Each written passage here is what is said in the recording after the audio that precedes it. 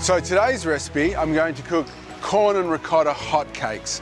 Now, I think Australian cuisine is really recognised for its vibrant sort of breakfast brunch style of cooking. You look at guys like Bill Granger, really put Australian food on the map. And part of that was to do with his fresh, light, flavoursome breakfast cuisine. This recipe is all about that. So we're going to make our hotcakes first. Really simple. We'll make a batter. We've got some plain flour, some baking powder, like so. All right, get all that flour in there. We'll just mix those dry ingredients together. Some egg yolks. I'm using the egg yolks. I'm keeping the egg whites to whisk up to make our hotcakes a little lighter. Okay, just mix those in, and some buttermilk. I always use buttermilk to make my hotcakes. I think it gives it a sort of really wonderful, sort of like slightly tart flavour, but it really does help with the aeration and the lifting of the hotcakes. All those wonderful probiotics that are in the buttermilk. Mix those in so it becomes quite a thick batter. Hotcakes are a little thicker than pancakes. Oh, there's a bit of racket in the market today, bit of action. Okay, now we've got our ricotta and our corn. Now you can use frozen corn, you can use fresh corn that you've steamed and then take the little kiblets off the corn. Okay, that goes through, lovely, nice and thick. A little bit of seasoning now. Salt, pepper, chopped coriander. So we've got our loki flour, ricotta, egg yolks, corn. Now we need to lighten them up. So we're using the egg whites we took from the egg yolks. So 4 egg whites into a nice clean bowl, and we start whisking. When whisking egg whites, it's always nice to have a good flexible whisk, not a short one. You just don't seem to get the sort of lift and the aeration that you do off a nice balloon whisk. Beat and lift. A lot of people just go like this and you don't get enough air into them. So you really need to lift those egg whites up, agitate them, aerate them, right there. Now, we're just going to add half of the egg whites to loosen the batter. Okay. And finally, the remaining egg whites, like so. And we take a little bit more care with this process, just lifting and folding, incorporating them nice and evenly, so it's a nice harmonious mixture. There we have it. So the batter's almost the thickness of a drop scone, sort of dollops off the spoon. Beautiful.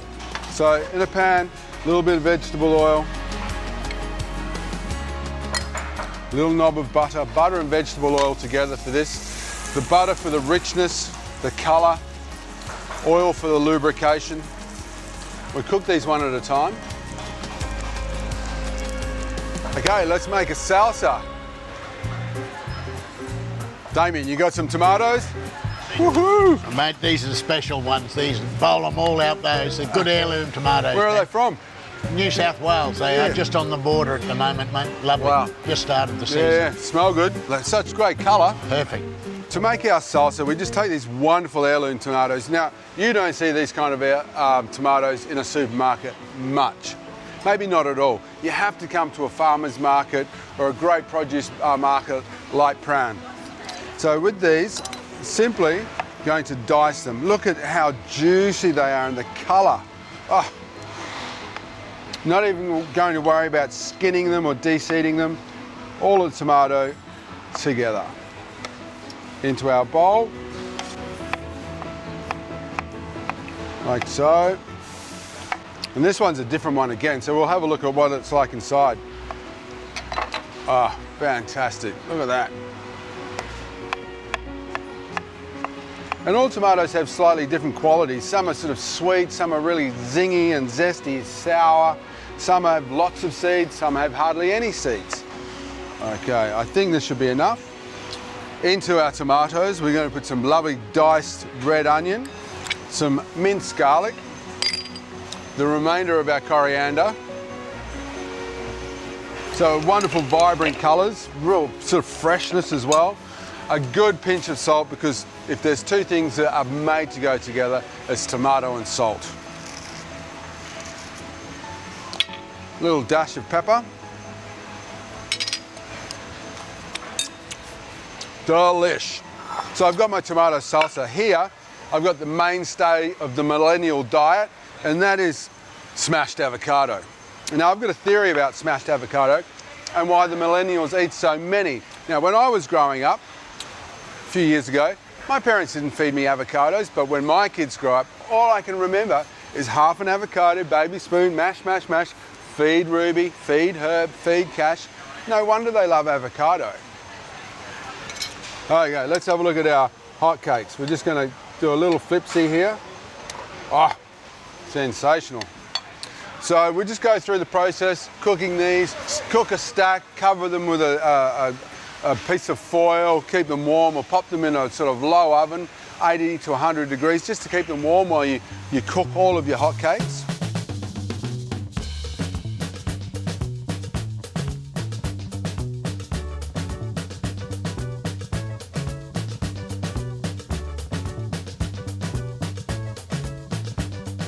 So we proceed to cook our hotcakes and create a stack. So I've got two here, which is more than enough for one portion.